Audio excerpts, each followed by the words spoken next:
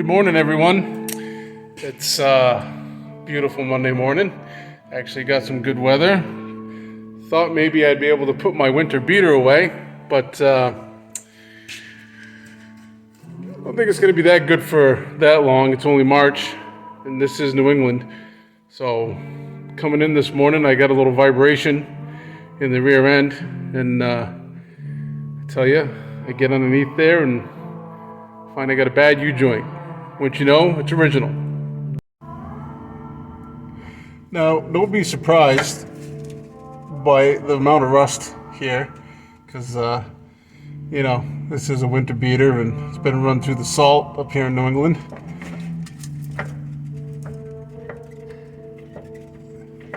This is what I find, you know, lots of play. Now you can tell that these are original U-joints by this little plastic nub right there coming out.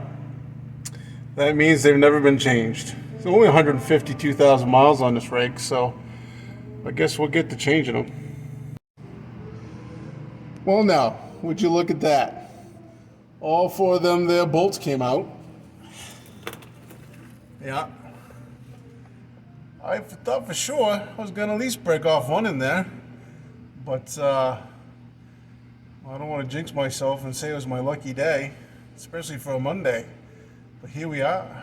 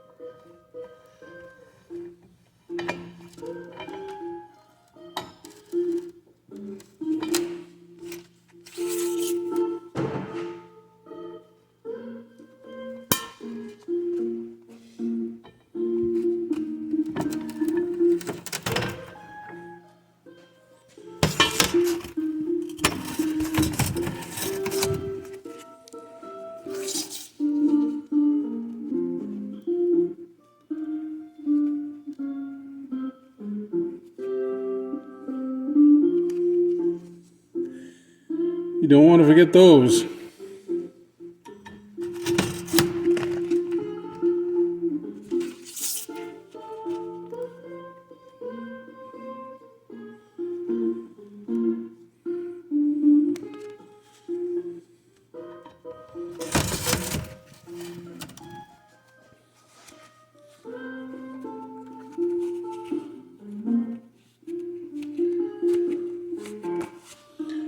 I prefer to get the U-joints, have a grease fitting or dirt fitting.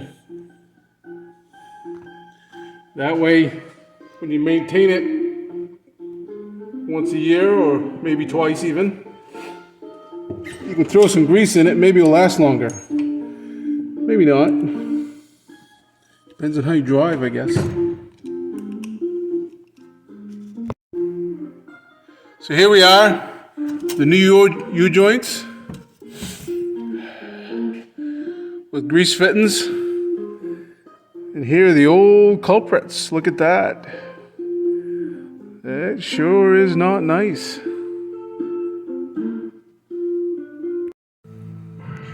So when you're installing these U-joints with the clips, always make sure the clips go towards the yoke, the pinion yoke. That way you know they're going to be centered. And even though I didn't break any of my bolts off here, I bought new ones because you never know.